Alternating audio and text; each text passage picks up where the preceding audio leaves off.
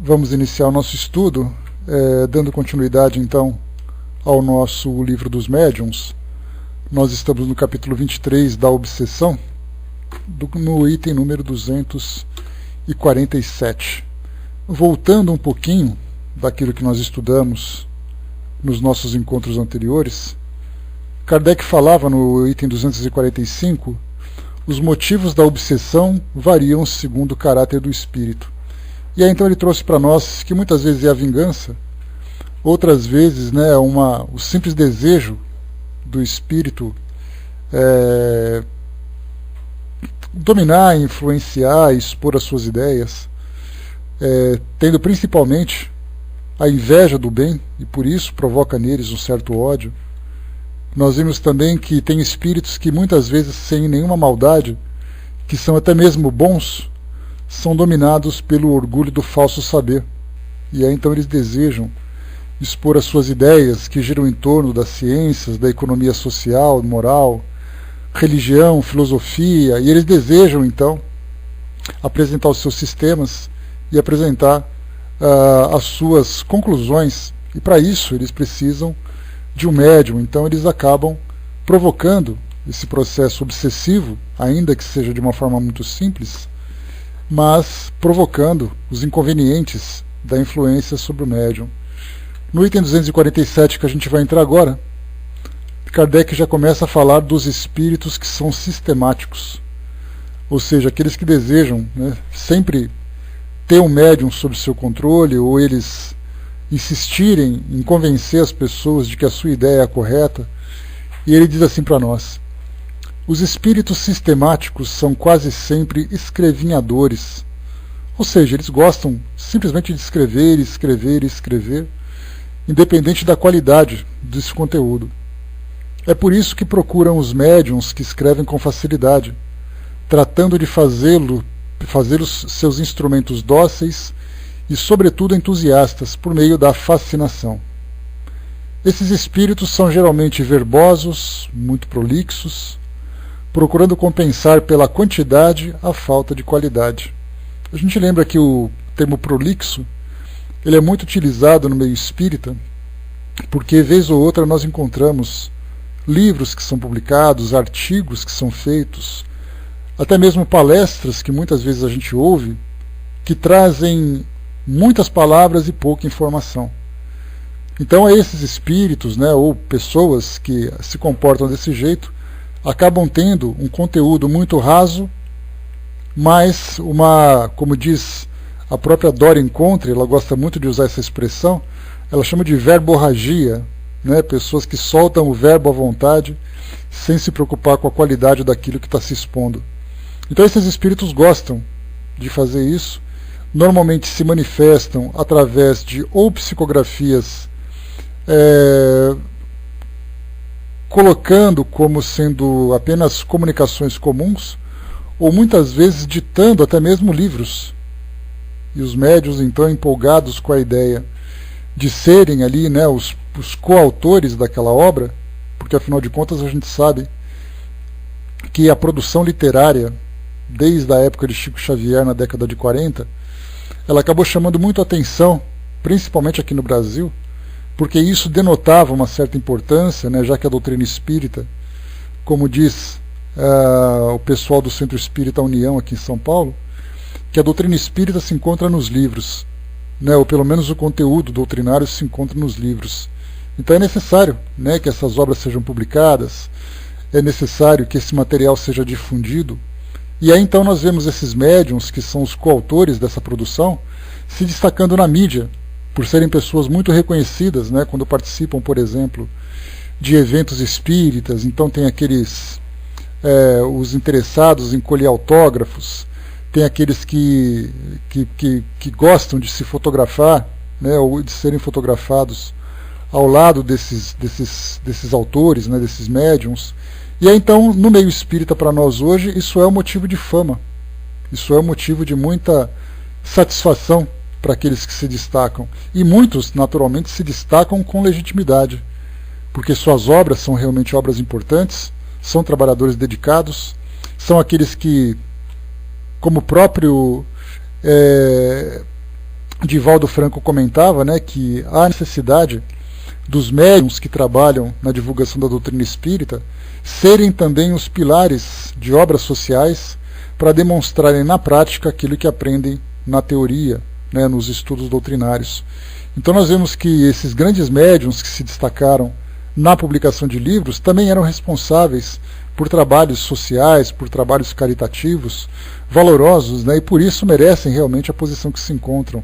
Não que eles desejassem a fama, mas a notoriedade acabava surgindo naturalmente e eles se tornavam destaque no nosso meio.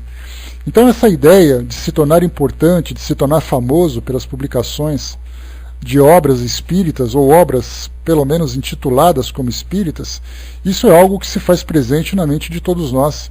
Quem não gostaria de fazer um trabalho importante, que fosse, por exemplo, que se destacasse de alguma forma na nossa sociedade? Então isso faz bem para o nosso ego, faz bem para o nosso orgulho, faz com que a gente se sinta importante diante desse tipo de trabalho.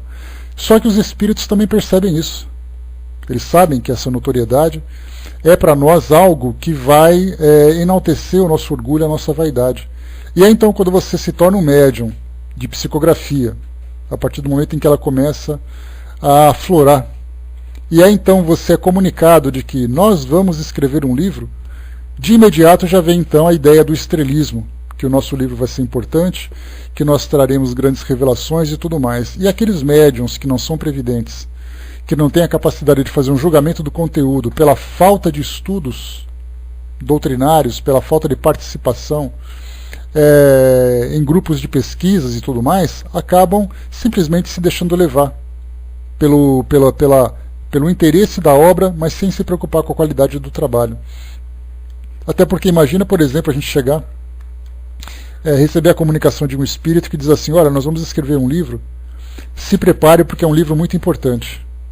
Aí a gente começa a escrever, dá aquela sensação, né, porque quanto mais ele escreve, mais o trabalho se desenvolve, né, dá aquela sensação de produtividade. E aí então, no meio do caminho, o médium começa a perceber que o trabalho não está se tornando tão agradável assim. E aí ele tem que tomar uma decisão de interromper aquela psicografia ou esperar que ela termine. E aí ele fica naquele impasse, porque ele acaba criando um vínculo com o espírito, acaba sendo envolvido por uma história que está sendo contada, principalmente se é uma história comovente, porque infelizmente com essa ideia da necessidade de romancear a doutrina espírita, como disse o Dr. Bezerra de Menezes, pelo fato de nós, seguidores atuais do espiritismo, não termos tanto interesse em estudar as obras, mas é muito mais fácil nós difundirmos o espiritismo através de novelas literárias, de novelas que passam na televisão, de peças teatrais, e nós nos afastamos então dos grupos de estudos. Tanto é assim que nós podemos perceber que, pelas estatísticas que foram registradas pelo último censo em 2010, no que trata das religiões adotadas pelos brasileiros, nós vemos ali que a quantidade de espíritas declarados com a quantidade de simpatizantes do espiritismo é uma coisa absurda. Ou seja, nós temos ali em torno, em 2000, que foi uma pesquisa mais precisa, nós tínhamos em torno de 2.400.000 espíritas no Brasil. A gente pensa, nossa, 2 milhões de espíritas parece muita coisa, mas se nós pegarmos o universo do Brasil com 190 milhões de pessoas, apenas 2 milhões se interessam pelo espiritismo de uma forma objetiva, nós temos 20 milhões que são simpatizantes.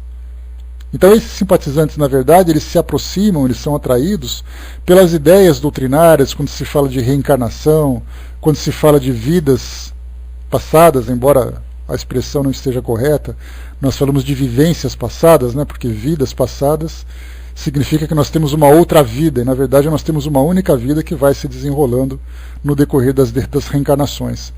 E aí então, quando nós falamos sobre sofrimento que pode ser justificado com lei de causa e efeito, com amores do passado que se reencontram, com continuidade da vida no mundo espiritual de uma forma romântica, são temas que chamam a atenção de todo mundo,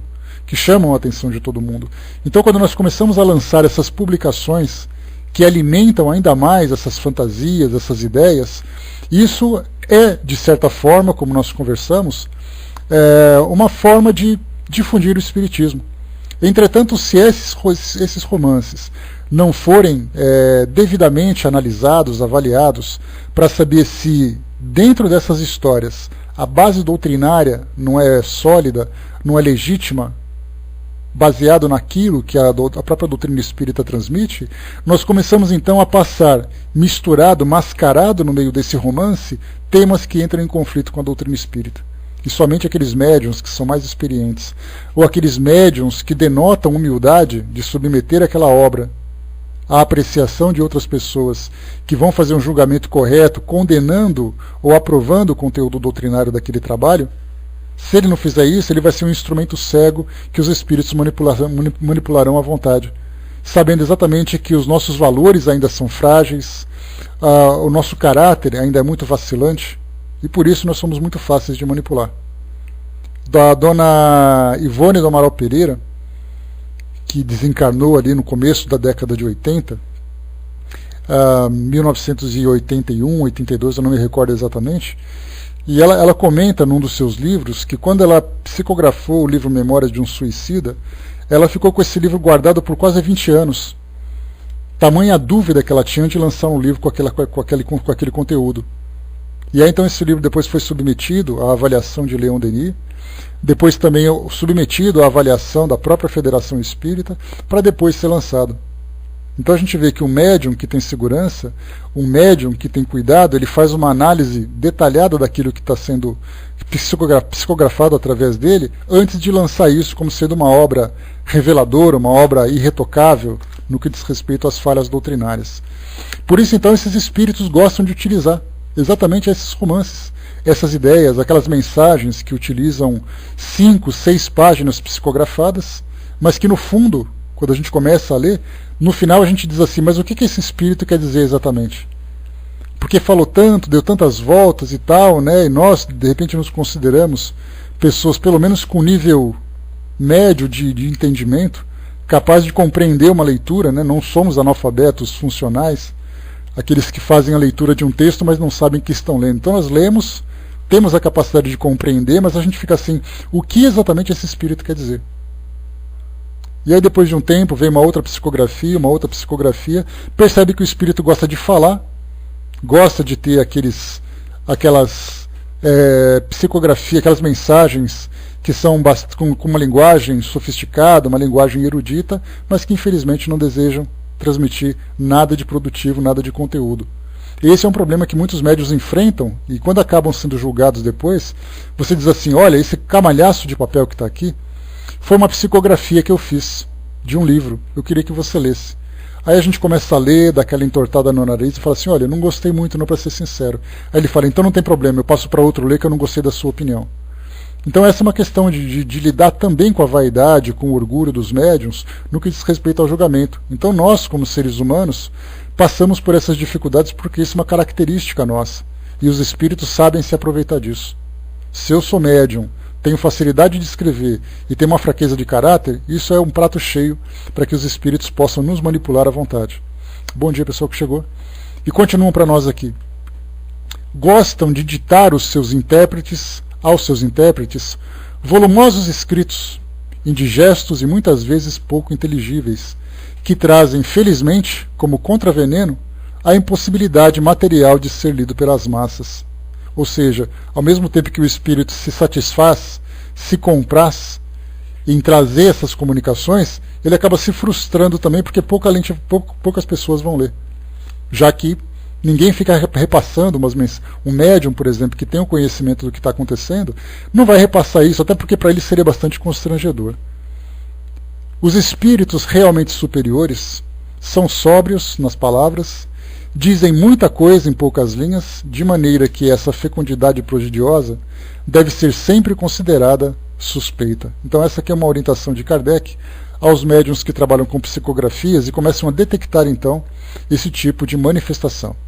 A Virgínia perguntou, beijo querida, será que não seria necessidade de ser ouvido como acontece com os encarnados? Sim, o que nós colocamos, Virgínia, o que deve ser julgado nessa questão é exatamente a intenção do espírito.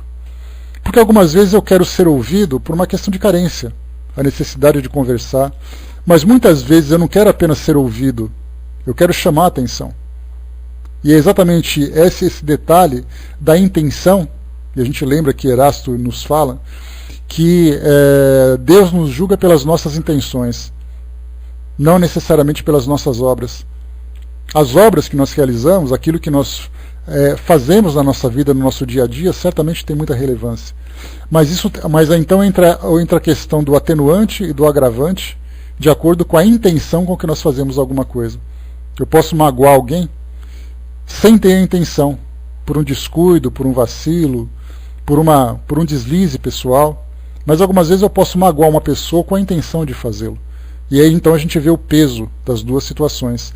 Nesse caso, os espíritos têm a necessidade de ser ouvidos, mas muitas vezes desejam convencer as pessoas para que eles possam se sentir importantes. Aí já entra a questão da vaidade e do orgulho, mas detectar isso é muito difícil, porque até mesmo nas nossas relações pessoais, convivendo com pessoas em casa, no trabalho, no nosso círculo social, onde quer que seja, dificilmente a gente vai conseguir fazer uma análise exata daquilo que passa no coração das pessoas. A gente começa a conversar, muitas vezes a gente diz assim, né? Poxa, depois de tanto tempo eu me decepcionei com aquela pessoa. Porque aí então ele começou a demonstrar, né? Demonstrar as questões, né? As coisas de uma forma diferente. Então, na verdade, a gente depende de tempo, depende de cuidado, para poder conhecer. Algumas vezes a gente abre o nosso coração para aquelas pessoas que nos chamam a atenção, de alguma forma, e de repente a gente se decepciona com elas, nas nossas relações mais íntimas. Por isso, então, a gente lembra sempre que, se nós, para nos julgarmos entre nós mesmos, temos essa dificuldade, imagina julgarmos um espírito que a gente não vê, não conhece, vê apenas aquele conteúdo que ele apresenta de vez em quando. Por isso, então, o médium tem que ser muito previdente, muito cuidadoso nesse sentido. Pedro colocou, Pedrão, um abraço para você. Deus julga quando magoamos sem intenção. Na verdade, nós somos responsáveis por tudo aquilo que acontece com a gente. Então, se por acaso nós cometemos um equívoco, sem intenção de fazê-lo, a gente tem que ter coragem de restabelecer as coisas da forma como elas eram, nos desculparmos, corrigirmos e tudo mais. Então, e cada pessoa vai aceitar essa desculpa ou não, de acordo com ela própria. Então, na verdade, quando nós falamos que Deus nos julga, significa que tudo aquilo que acontece na nossa vida dentro dessa lei de causa e efeito, vem ali com o seu atenuante ou agravante, já considerando, por exemplo, o nosso egoísmo ou considerando a nossa ingenuidade. E aí então as consequências virão na nossa vida como um aprendizado na dose certa para aqueles que têm essa necessidade. Numa dose mais pesada, se por acaso ele precisa quebrar ali alguma daquelas barreiras do egoísmo, do orgulho, ou de uma forma mais sutil apenas para trazer o esclarecimento quando ele demonstrar a ignorância. Isso que é importante. Muito bem, vamos em frente. Continuando aqui para nós. Nunca será demais a prudência quando se tratar da publicação de semelhantes escritos. As utopias e as excentricidades, que são neles frequentemente abundantes e chocam o bom senso, provocam impressão muito desagradável nas pessoas que se iniciam, dando-lhes a ideia falsa do espiritismo, sem contar ainda que servem de armas aos adversários para ridicularizá-lo. Entre essas publicações, há as que, sem serem más e sem provirem de uma obsessão, podem ser consideradas como imprudentes, intempestivas e inábeis. Aqui a gente traz a opinião de Herculano Pires, que ele diz o seguinte para nós. Herculano Pires é o tradutor dessa obra, então ele diz assim: muito comum esse fato, que vem ocorrendo com espantosa intensidade no Brasil, em virtude da propagação da prática espírita, sem o desenvolvimento paralelo do conhecimento doutrinário. Por toda parte aparecem publicações inoportunas, desviando a atenção do público dos problemas fundamentais do espiritismo, exercitando a imaginação e o orgulho dos médiuns incultos, que ainda em desenvolvimento se deixam empolgar pela vaidade pessoal, dando atenção aos elogios de companheiros menos avisados e sendo envolvidos por espíritos pseudo-sábios, sistemáticos e imaginosos. Todo cuidado é pouco nesse terreno. Isso porque Herculano Pires que desencarnou ali na década de 80 também, se eu não me engano, década de 80, final da década de 70 e tudo mais, ele tinha pouco contato, né? Pouco contato, não nesse sentido, mas ele não tinha contato com a quantidade de obras que nós temos na atualidade. Hoje a indústria editorial tem uma facilidade muito grande para publicar um livro, oferece facilidade muito grande. Eu comentei com vocês que eu recebi, por exemplo, 79, obrigado, Miriam. Então, nós temos ali, por exemplo, eu recebi um e-mail de uma mala direta de uma editora que, não para mim em especial, mas para qualquer outra pessoa que receberia também esse e-mail, dizendo que eu poderia, com R$2.000, publicar um livro que teria 500 volumes. E eles me dariam a capa de graça e fariam também a revisão. Com R$2.000. Então, se eu quisesse escrever qualquer tema, qualquer ideia, colocar no papel e vender isso como sendo um livro, seria muito fácil. Então nós temos essa facilidade, e os médiums também acabam depois aceitando essa sugestão. Vendem seus livros, divulgam suas ideias, que muitas vezes trazem contradições gravíssimas no que diz respeito ao conteúdo doutrinário. Então é uma facilidade que nós temos hoje, mas essa facilidade tem ali, né, uma faca de dois gumes. Ao mesmo tempo que ela facilita a divulgação das nossas ideias, elas acabam também não sendo consideradas de uma forma séria, ou pelo menos passar por julgamento criterioso para avaliar o seu conteúdo. Então temos essa dificuldade nos tempos atuais, né? E além do que também nós lembramos que a própria internet facilita isso. Eu tenho meu site, eu posso escrever as minhas ideias e colocar. Muita gente que quer pesquisar sobre o espiritismo vai até o Google ou qualquer outro buscador, coloca ali espiritismo e um tema e de repente acha meu site. E como eu escrevo muito bem, como eu escrevo cheio de palavras difíceis, sofisticadas e coisa e tal, eu posso acrescentar ali um conteúdo meio maluco, né, de acordo com as minhas ideias, com o meu entendimento, e aquela pessoa que não tem conhecimento, que exatamente por isso está fazendo uma pesquisa, se depara com um artigo como esse e diz assim: olha, eu li um artigo ótimo, muito bem escrito, que falava tal coisa. Aí vai ver qual é o conteúdo exatamente, cheio de contradição. Então hoje nós temos as publicações no ambiente virtual, as publicações literárias, a difusão através dos meios de comunicação, e acabamos depois entrando exatamente nessa dificuldade da influência espiritual desse tipo de obsessão simples, de um espírito que simplesmente quer ser reconhecido pelas suas mensagens, pelas suas comunicações. E continua para nós, 248, diz Kardec. Acontece com muita frequência que um médium só pode comunicar-se com um espírito que se ligou a ele e responde pelos que são evocados.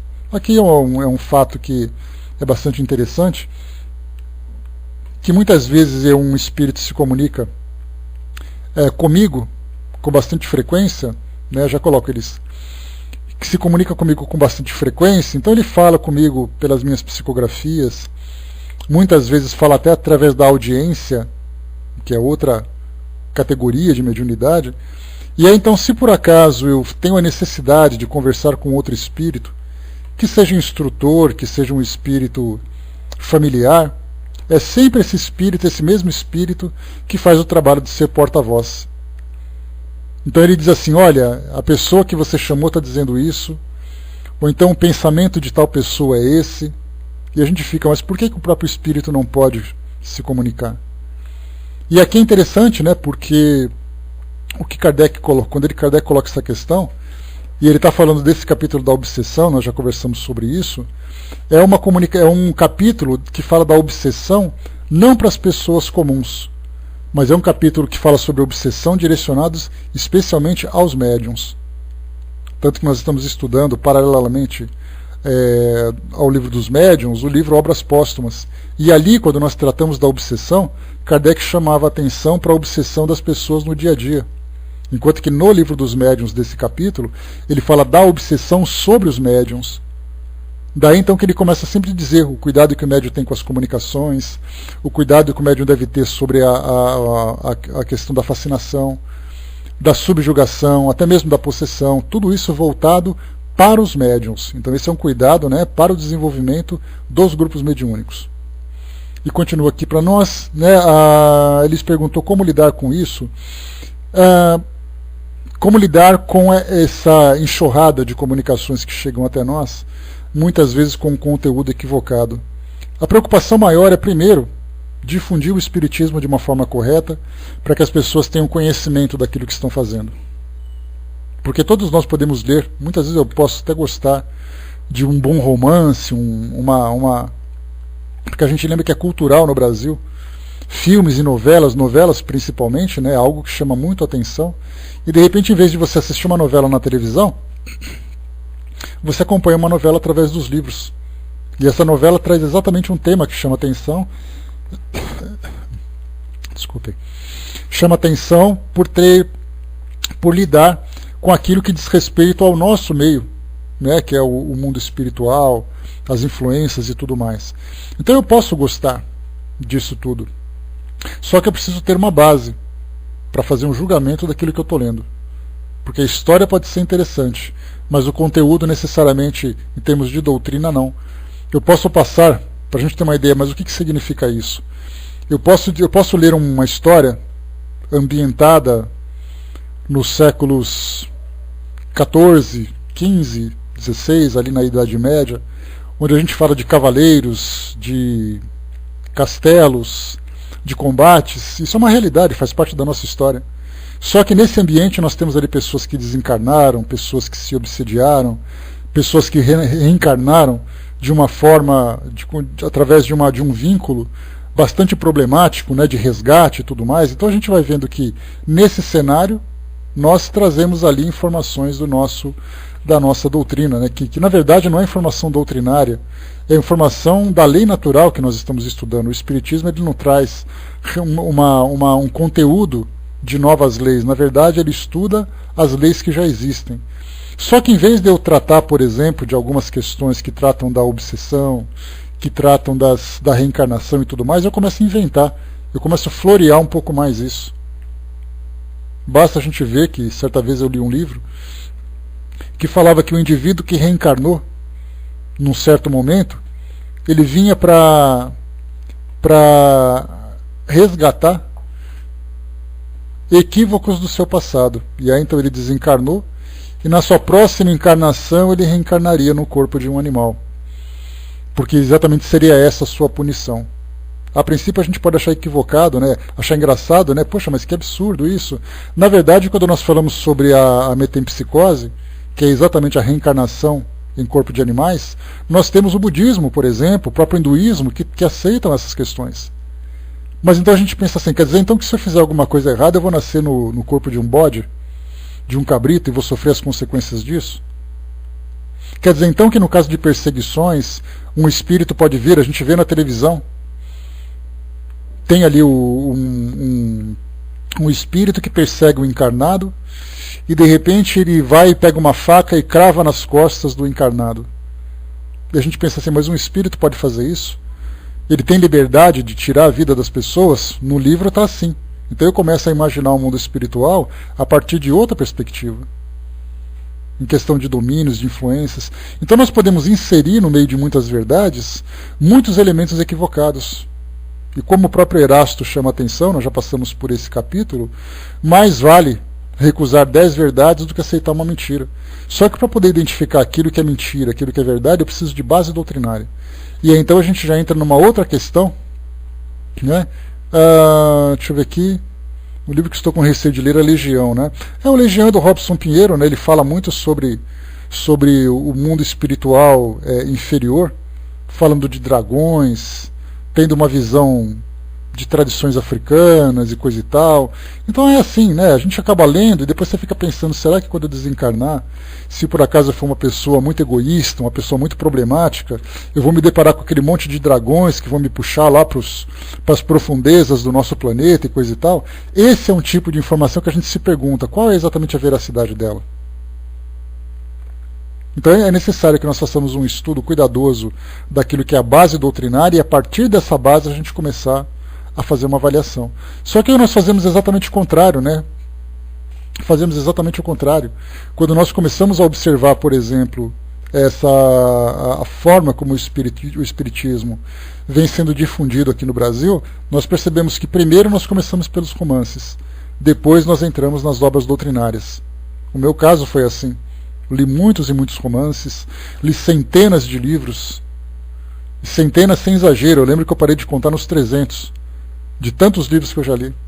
Depois eu comecei a entrar nos livros da codificação e depois eu fiquei concentrado nesse livro. Nesses livros, né, nessas informações. Então, a partir desse conteúdo, eu comecei a fazer julgamento. Já percebi que alguns livros me incomodavam, que já não era mais aquilo que eu queria, que são muitas historinhas para pouco conteúdo e coisa e tal. Então, muita gente faz essa migração, começa nos romances porque queria conhecer uma coisa nova, queria se aproximar de alguma coisa de uma forma mais agradável e acabou migrando naturalmente para os estudos doutrinários. E esse é um processo muito natural.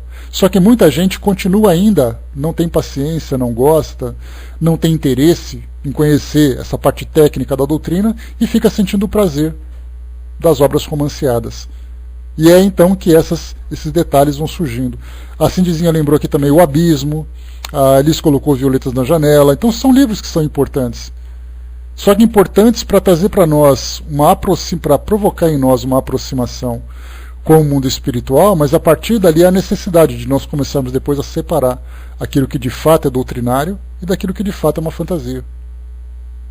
Então, para isso é necessário que a própria doutrina espírita, em suas instituições, nos centros espíritas, em suas federativas, faça um trabalho de divulgação do espiritismo acessível às pessoas. Nós já conversamos sobre isso, já fizemos aqui um debate, né, profundo sobre isso.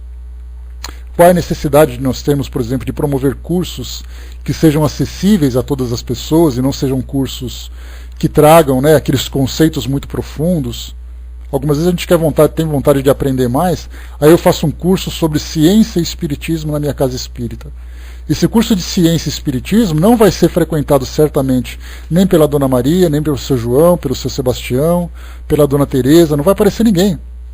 Vão aparecer aquelas pessoas que têm um conhecimento acadêmico capaz de acompanhar. Então, quer dizer, é justo que esses cursos existam, para que essas pessoas que querem um conhecimento mais profundo possam se desenvolver.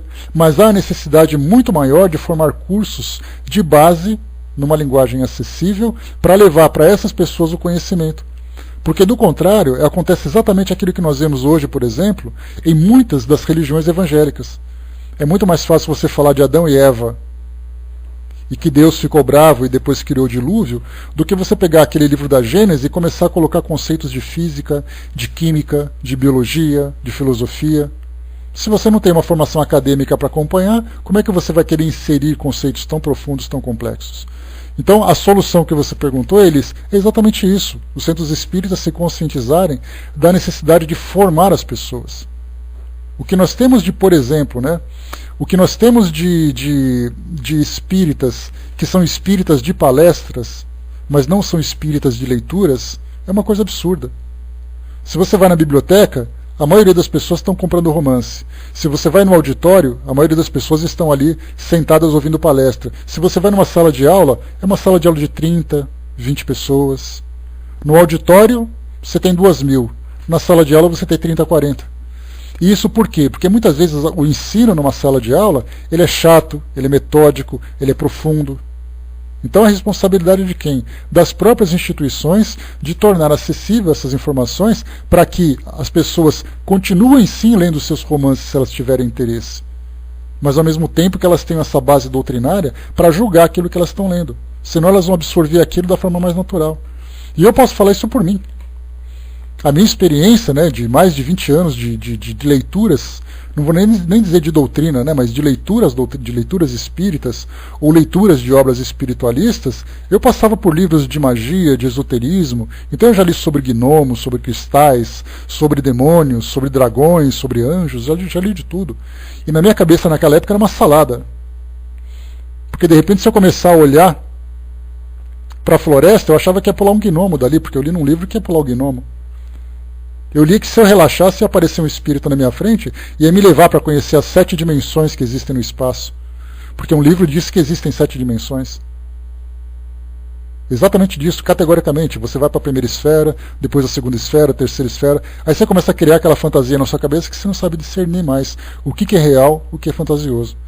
Frutas estragadas ainda, viu, Freestone? Não é nem frutas simples, não. Então, por isso, dessa forma, é importante que a gente tenha essa base. A partir do momento que eu comecei a me cansar dessas obras e comecei a buscar leituras mais técnicas, mais profundas, eu comecei a fazer um julgamento. Falei assim, eu não acredito que eu acreditava que aquilo era verdade. Ou eu não acredito que eu li aquilo com toda a naturalidade. Porque o espírito pode fazer, que ele pode acontecer, que o mundo espiritual tem isso, tem aquilo. Qual era a referência que eu tinha? Então, se nós não prepararmos as pessoas para terem essa base, nós vamos continuar vendendo fantasias, vendendo romances, vendendo novelas, sem esclarecê-las de fato. Porque o espiritismo não é um entretenimento. O espiritismo é uma doutrina formadora de opinião, formadora de caráter, formadora de conceitos espirituais. Porque hoje o espiritismo... Se você é espírita, sim, eu sou espírita. É mesmo? Como é que é o seu espiritismo? Ah, eu adoro os livros de Zíbia Gasparetto. Fica por aí. Nada contra a Zíbia. Citei ela porque ela é uma grande vendedora de romances. Né? E eu li também muitos livros dela e gostei também. Ótimas novelas, ótimos conteúdos, etc. e tal. Mas hoje eu faço a opção de ler os livros da codificação. A Jandira colocou, né, tem muitos livros que quero ler, mas queria também saber interpretar, mas não tem cursos, né? Pelo menos não aqui no centro que frequento, né? Queria estudar o livro Libertação. Então tem livros que se dedicam a obras de André Luiz, tem livros que pegam obras de André Luiz e fazem uma fogueira com ele. Então, quer dizer, nós temos ali aqueles que são radicais, aqueles que são muito abertos, mas nada baseados naquilo que realmente a doutrina precisa fazer. A Miriam colocou, outro dia eu ouvi uma discussão no Facebook sobre materialização, e a pessoa questionava, eu não acredito, sou espírita kardecista, mas acho que é uma farsa tal foto. Eu já li Violetas na Janela, Nosso Lar, conheço a bondade do Chico, mas a foto é falsa. Pois é, né? Tem tudo isso também. Essa que é a parte mais complicada. Então, quando eu falo para você, eu sou um defensor dos romances. Um defensor assim, árduo, fervoroso, convicto, porque os romances são formas das pessoas se aproximarem da doutrina. Mas eu sou muito mais fervoroso também da gente sentar numa sala de aula e questionar e estudar aquelas obras.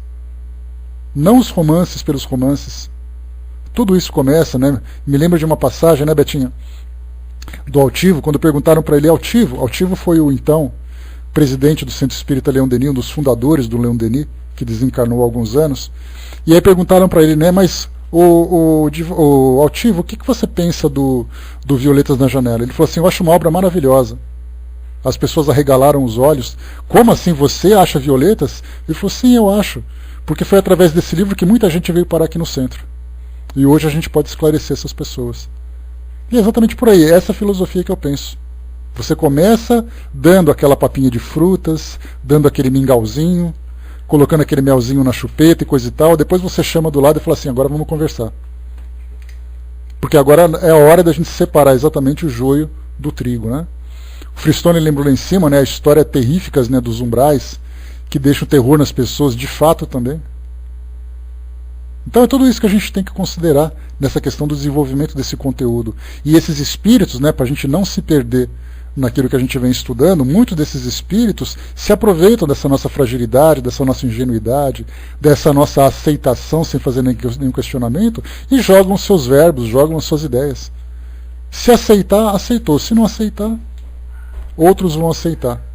Então por isso que a gente vê hoje que o espiritismo, embora ele esteja cada vez mais sendo aceito pela sociedade, ele está muito longe de realmente se estabelecer como uma doutrina filosófica, cientista, espiritual para essas pessoas. Ele é ainda um tema de simpatia, é um tema agradável. Muita gente diz assim, olha, eu sou espírita. Ele fala com tanto orgulho porque ele adora ser espírita. Mas aí você pergunta, né, mas qual é a sua base mesmo, a sua formação para você se considerar um estudioso da doutrina espírita? Então nós somos espíritas, mas não somos estudiosos da doutrina espírita ou estudantes da doutrina espírita. Nós somos apenas aqueles que gostam. E gostar não é o suficiente, né? A Jandira colocou em cima, meu primeiro livro que ganhei foi sobre suicídio e suas consequências, dado pelo meu irmão. E infelizmente ele foi pelo suicídio, né? Um drama bastante triste. A Miriam colocou, eu lembro que quando era pequena sempre ouvia a indicação do Nosso Lar como um livro indicado para conhecer a doutrina. Pois é, li Nosso Lar, li quase todos de André Luiz, li outros livros também e tudo mais, mas hoje eu faço a opção por buscar esses livros que são mais específicos para os nossos estudos.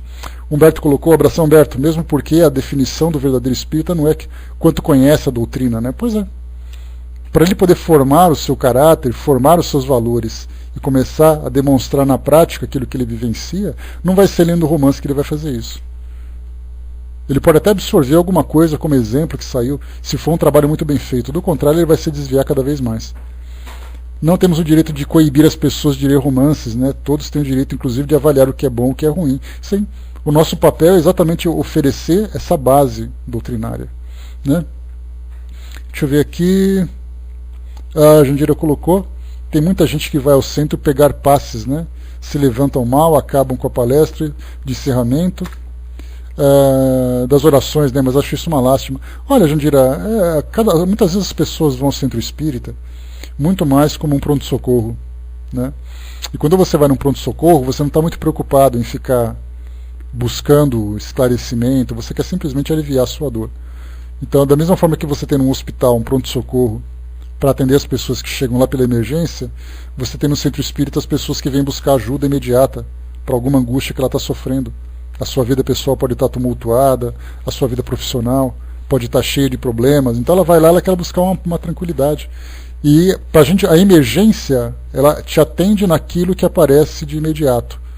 Mas se você puder oferecer a oportunidade de depois gradualmente começar a mudar esse conceito dela, convidando para um estudo, convidando para as palestras que são de bastante qualidade e tudo mais, assim a gente vai trazer uma grande contribuição.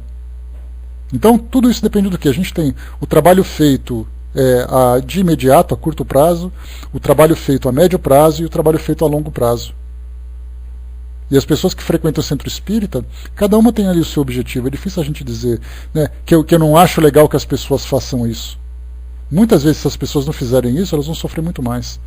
Então já é um começo, já que elas encontram no centro espírita um alívio para as suas dificuldades, ótimo. Mas aí a gente tem que fazer aquela propaganda de tentar convencer as pessoas de que ela precisa fazer muito mais do que aquilo que ela está fazendo. Deixa eu ver aqui o que vocês colocaram. A Zilus colocou, quando o ente querido desencarna, ele já é levado na mesma hora ou fica em casa? Como é o processo? Depende de cada um, Zilus, depende do espírito, depende da forma como ele viveu a vida dele. A gente lembra que o Raul Teixeira comentava muito que a nossa vida no mundo espiritual, após o desencarne, ela é uma continuação daquilo que você vive agora. Então, se o espírito se faz merecedor pelos seus valores, pelo seu comportamento, pela forma como ele vive dentro da sua família, ele tem ali a assistência dos amigos espirituais. Se por acaso ele é um egoísta, um tirano, um ditador, que provoca muito mais tumulto, depois de desencarnar ele vai continuar exercendo esse domínio sobre as pessoas. Eu divulguei nesse fim de semana um vídeo do programa Transição que falava exatamente disso, né? Como os espíritos chegam no mundo espiritual. Deem uma assistida, dá uma chegadinha lá no site, que é o www.transição.tv.br, e procurem ali esse vídeo que traz exatamente essas informações. Tá? Muita gente que assistiu gostou bastante, né? Eu não vi ainda, só divulguei. Mas trata exatamente desse assunto que você colocou, Aziluz. Deixa eu ver, o Pedro colocou, minha mãe disse que Deus não é mercador. Como entender isso no sentido de rogarmos a Ele? Na verdade você pede, né, o pedido ele é muito legítimo, né, Pedro? A gente tem ali as nossas orações, ela tem 3 objetivos que os espíritos orientam. Que é primeiro você louvar, você reconhecer a grandiosidade de Deus e submeter a sua vontade, né? O Pai Nosso fala sobre isso, né? Pai Nosso que estais no céu, santificado seja o vosso nome. Isso significa você reconhecer exatamente a grandiosidade dele. Depois você tem ali o seu pedido, você pede por aquilo que você precisa, porque a gente lembra da passagem do Evangelho que diz, né, que qual o pai que quando o filho está com fome dá a ele uma pedra e não um pedaço de pão. E depois também a gente tem a gratidão, o agradecimento por aquilo que nós fizemos. E esse agradecimento ele tem muito mais importância, muito mais importância naquilo que você faz do que aquilo que você fala. Então o agradecimento você pode transformar isso em você repassar aquilo que você recebeu. Ou seja, se você receber um benefício, você tenta ajudar as pessoas da melhor forma. Essa é a melhor forma que você tem de agradecer. Você ser o continuador do benefício que você recebeu. Então, quando se fala em mercador, é quando a gente diz assim, olha, se Deus, se você me der isso, eu faço aquilo. A gente começa a fazer trocas, barganhas, começa a fazer acordos. Então, durante muito tempo nós fizemos isso. Hoje nós temos práticas, por exemplo, de você fazer promessas, de você fazer oferendas, de você isso, de você aquilo, em troca de alguma coisa. E, na verdade, Deus não tem essa preocupação. Na verdade, se você simplesmente traz no coração a sinceridade, a bondade e faz a sua solicitação, você mesmo atrai para você a resposta daquilo que precisa. Que muitas vezes não vem nem de imediato e nem da forma como nós gostaríamos, mas ela vai chegar de acordo com a nossa necessidade. Então, por isso, todo mundo tem direito de pedir. O problema é quando a gente quer trocar de uma forma egoísta, porque exatamente quando se fala em amor, você recebe e você tem que transmitir esse amor. E não simplesmente você receber e você se fecha dentro do seu mundo como se você não tivesse necessidade nenhuma de repassar isso que foi recebido, né? Nesse sentido. Para a gente poder fechar esse tema aqui, vamos lá. Humberto colocou: os romances são a porta de entrada do espiritismo e as obras básicas são o que ajudam a não sairmos da doutrina. De fato, né? Tudo começa com esse convite, apresentando todos os temas, as necessidades, e depois ela vai se estendendo, né, dentro dos 3 pilares que nós estudamos sempre.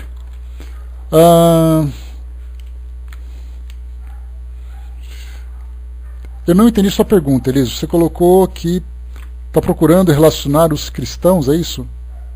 Com o espiritismo? É nesse sentido que você perguntou? Os cristais com o espiritismo? Tá, terapias holísticas e tal. Olha, é interessante quando a gente fala sobre, que eu já li sobre isso, tá? Normalmente a gente lembra sempre que no universo existem energias que nós, infelizmente, não conhecemos. Os cristais, por exemplo, né, são minerais, esses minerais irradiam energias que podem ser canalizadas, podem ser utilizadas e coisa e tal. Mas quando a gente fala em questões doutrinárias, especificamente, a gente lembra que Allan Kardec, quando ele começou a elaborar o Livro dos Espíritos, a preocupação que ele tinha era trazer para nós uma nova realidade. A realidade da imortalidade da alma, a realidade da continuidade da vida, das suas consequências. Como ele diz na introdução do Livro dos Espíritos, né, o Espiritismo trata da origem e do destino de todos os espíritos e a relação que existe entre os dois mundos. Então, falar, por exemplo, da vida dos animais, falar, por exemplo, das questões minerais que existem no mundo, isso não era uma preocupação de Kardec naquela hora. A preocupação dele era trazer para nós esse esclarecimento imediato. Então, algumas vezes a gente fica frustrado, né? Poxa, mas Kardec não falou disso. Não falou e não teria tempo de falar. A preocupação dele era formar aquela base, e ele teve um prazo de 12 anos para fazer isso, que foi exatamente o tempo em que ele começou a fazer suas pesquisas, 14 anos na verdade, né? Porque ele começou em 57, ele começou em 55, 2 anos depois ele lançou o Livro dos Espíritos e desencarnou em 69, então são 14 anos. Nesses 14 anos ele tinha o tempo para falar sobre essas grandes revelações e ser convincente a respeito disso. Então ele não tinha tempo de falar sobre esses detalhes. Muitas vezes a gente pergunta, né, como é que uma criança chega no mundo espiritual, como é que os cristais funcionam, como é que fica a vida dos animais, e os vegetais, o que acontece com eles, quem são os elementais e coisa e tal. São assuntos que eram secundários para ele naquele momento. Se você vai construir um navio, vamos usar essa comparação, bom dia pessoal que chegou. Se você vai construir um navio, você tem que se preocupar com o casco, com o leme e com as medidas de segurança. Você não pode se preocupar com o acabamento, quantos quartos ele vai ter, se vai ficar de cor amarela, cor laranja, como é que vai ser o restaurante. Então, na verdade, a gente vai estudando aos poucos, né? Nessa parte, por exemplo, dos elementais, a gente tem muito pouco na doutrina. Kardec fala sobre isso num artigo na Revista Espírita, que ele entrevista um espírito chamado O Gênio das Flores.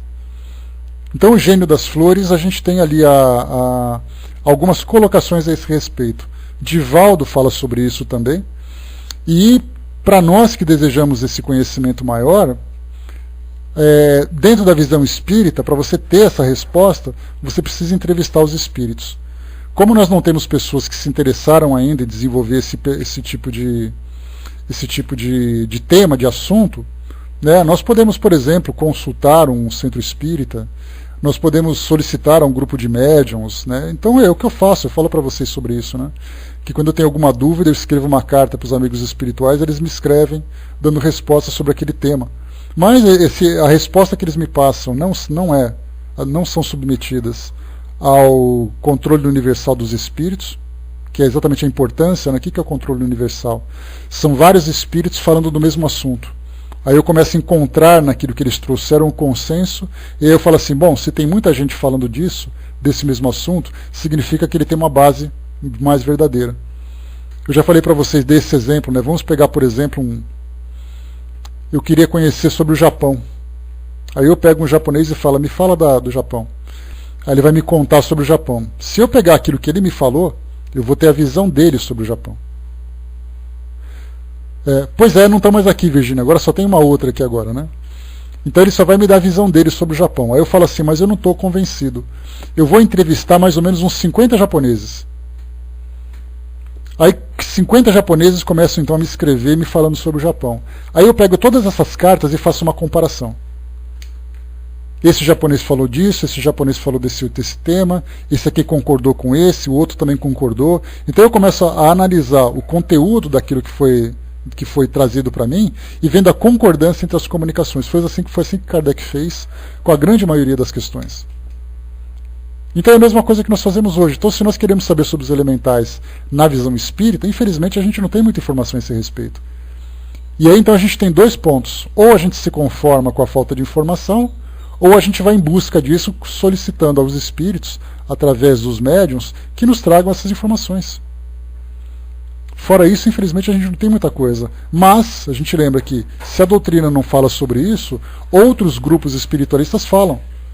Que são espiritualistas, que são esotéricos, que são de outras denominações, que não significa necessariamente que a visão deles esteja equivocada.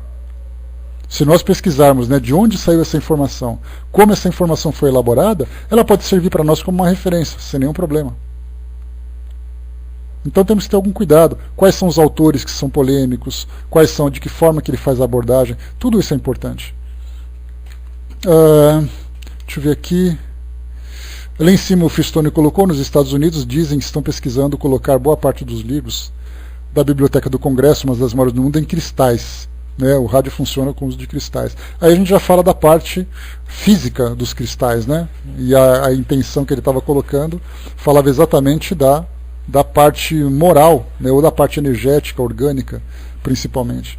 Então você pode encontrar eles lá no site da Federação Espírita Brasileira, na seção de downloads, você acha a coleção completa da Revista Espírita. Tá, tem o índice, ou então lá no nosso site, lá da lista sugestiva do treinamento, você vai encontrar a Revista Espírita lá também. Dá uma chegadinha lá na parte dos livros, das obras básicas e tudo mais, que você vai encontrar por lá. Tá? Bom, pessoal, vamos em frente. Só para a gente poder continuar aqui esse nosso tema.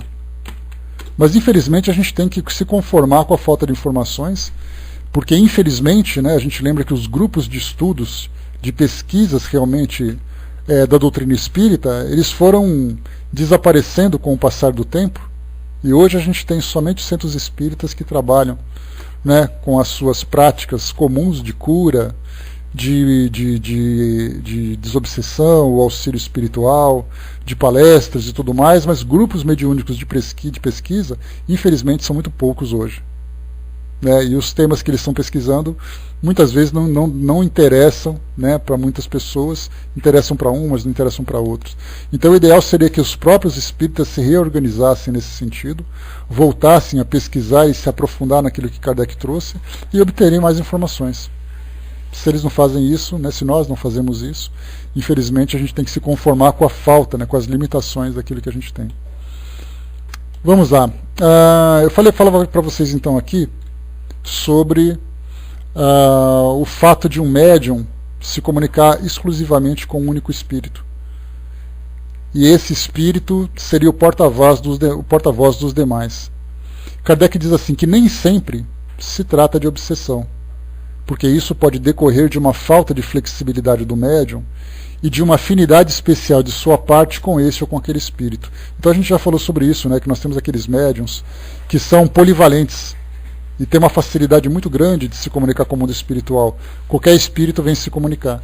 Agora nós temos aqueles médiums que têm uma limitação muito grande para se comunicar e eles não conseguem falar com o espírito que eles gostariam. E aí então vem um espírito amigo e fala através dele. Olha, eu vim aqui falar através dele, porque ele não consegue estabelecer uma comunicação com você, e eu estou aqui fazendo uma ponte. Então os espíritos fazem isso. Quando o trabalho é sério, eles não fazem isso porque a gente simplesmente quer. Quando eles veem um objetivo importante, um trabalho sério, um trabalho que vai trazer um bom resultado, então eles se colocam à disposição para ajudar nessa ponte entre o espírito que se deseja se comunicar e o médium que deseja receber a comunicação. E ele diz assim, a obsessão propriamente dita só existe quando o espírito se impõe e afasta voluntariamente o outro, o que jamais é feito por um bom espírito, ou por um espírito bom. Geralmente, o espírito que se apossa do médium para dominá-lo não suporta o exame crítico de suas comunicações. Quando vê que elas não são aceitas, mas submetidas à discussão, não deixa o médium, mas lhe sugere o pensamento de se afastar, e muitas vezes mesmo lhe ordena que se afaste. Todo médium que se aborrece com as críticas de suas comunicações faz-se eco do espírito que o domina, e esse espírito não pode ser bom, desde que lhe inspira o pensamento ilógico e recusar o exame. Seria mais ou menos, supondo que eu fosse uma pessoa muito orgulhosa, que infelizmente eu ainda sou, mas que os trabalhos que a gente desenvolve aqui no Paul Talk fosse constantemente criticado, porque não é bom, porque o conteúdo é duvidoso, por isso e por aquilo, e aí então eu me aborreço. E eu falo assim, quer saber? Eu não vou fazer mais estudo nenhum. Aquelas pessoas não me merecem. Seria mais ou menos esse o pensamento. Então eu não fico pensando assim, o que está de errado comigo que as pessoas não estão aceitando. Eu fico pensando assim, o que essas pessoas têm de errado é que elas não me aceitam. E aí então eu me isolo. E muitas vezes, submetido a esse tipo de influência, o próprio espírito diz assim, olha, é melhor você se afastar porque aquelas pessoas não estão preparadas para aquilo que você está passando. Aí eu penso assim, realmente, elas não estão preparadas. Eu sou o cara, você é o melhor espírito que tem, e elas não estão prontas para isso. E então eu me distancio. E é o que Kardec coloca nesse processo de fascinação, é o que normalmente acontece. Né? Então eu sei que vocês estão aqui pagando penitência e coisa e tal, mesmo não aceitando, vocês perseveram e tudo, né? Mas cada um tem o seu karma, né? Então vocês estão aqui para se purificar, eu tenho certeza disso. O sofrimento também faz isso. Mas vamos lá. Então, quando não são aceitas, que Kardec coloca, né, ele acaba depois se afastando de todos. O isolamento do médium é sempre prejudicial a ele, que fica sem a possibilidade de controle de suas comunicações. Ele deve não somente esclarecer-se através de terceiro, mas também estudar todos os gêneros de comunicação para aprender a compará-las. Limitando-se às que recebe, por melhores que pareçam, fica exposto a enganar-se quanto ao seu valor, devendo-se ainda considerar que ele não pode conhecer tudo e que elas giram sempre num mesmo círculo de ideias. Aqui fala dos médiuns exclusivos, que nós estudamos lá no capítulo 16 ou 17, não me recordo, 16. Capítulo 16, que tratava dessa questão, né, dos vários tipos de médiuns. Essa recomendação de Kardec, quando fala do médium, que é importante que ele faça parte de um grupo, é exatamente porque cada vez que uma comunicação chegar, ele tem a oportunidade de ouvir a opinião dos colegas. E naturalmente a gente fala de um bom grupo, onde os colegas são generosos, são amigos entre si, e fazem aquele julgamento com caridade, com respeito pelo trabalho daquele médium, e não aqueles médiums que são invejosos uns com os outros, um que gostaria da posição de ser mais importante do que o outro, que ficam disputando, né? Porque nós temos grupos mediúnicos que são verdadeiras fogueiras de vaidades, sendo que nós temos outros grupos mediúnicos que são grupos fraternos, grupos amigos. Essa recomendação de Kardec, como eu falava, ela serve não apenas para os médiums, mas serve inclusive para as pessoas que gostam de estudar o Espiritismo. Porque quando nós fazemos a leitura de uma obra, eu tenho vontade de ler esse livro, eu peguei o livro, eu tenho dúvidas ainda se a qualidade dele é uma qualidade boa ou não é, mas eu quero ler o livro. Então, primeiro, eu não tenho ajuda para julgar se o livro é bom ou não, mesmo que ele seja desconhecido. Porque eu posso não conhecer o livro, o outro também não pode também não conhecer, mas nós dois fazemos a leitura e depois trocamos ali as nossas impressões. Então esse é o primeiro ponto, o que facilita bastante o nosso aprofundamento no estudo. O segundo ponto é que muitas vezes, embora o livro seja bom, a minha interpretação é equivocada.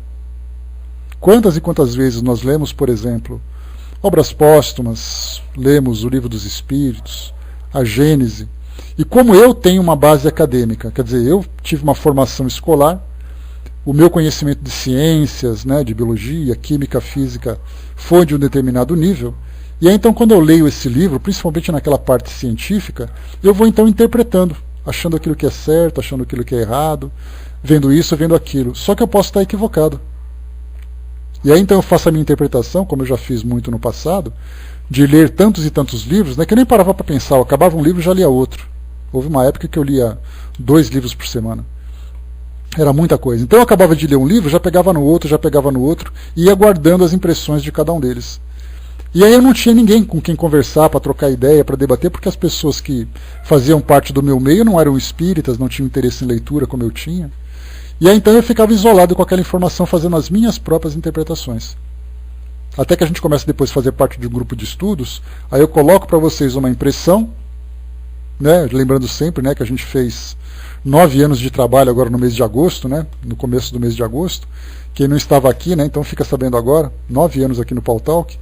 Nesses 9 anos, né, muitas ideias foram mudando, exatamente porque uma interpretação que vinha, depois de submetida, né, ao debate com vocês que fazem parte da sala, começava então a mudar, me dava uma outra perspectiva, me fazia buscar um novo aprofundamento em outro sentido, fazer uma nova pesquisa, fazer isso, fazer aquilo. Então a gente vê que o trabalho coletivo, ele sempre nos dá muito mais sustentação para a gente poder fazer uma avaliação daquilo que a gente vem absorvendo. Diferentemente de quando eu me isolo, porque eu não estou satisfeito, né? Nós temos muitas pessoas que simplesmente são incompatíveis com o trabalho no centro espírita. Ele vai no centro espírita e diz assim, olha, não gostei daquelas pessoas. Aí ele vai num outro centro espírita, não gostei daquele estudo. Aí ele vai no outro centro espírita, aquelas palestras são muito chatas, vai no outro centro espírita, aí ele fala assim, quer saber, eu não vou em centro espírita nenhum. Eu mesmo vou aprender porque eu sou autodidata, eu sou capaz de aprender sozinho. E aí então ele vai selecionando aquilo que é agradável para ele. E ele forma o seu conceito. Algumas vezes a gente sabe que aquilo, né? Pois é, né? A gente faz as comparações, elas são positivas, né, Miriam? Mas quando é uma comparação baseada no orgulho, isso já é um problema, né?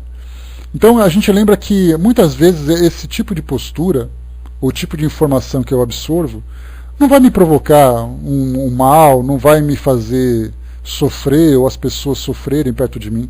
Algumas vezes são só conceitos que eu vou absorvendo que...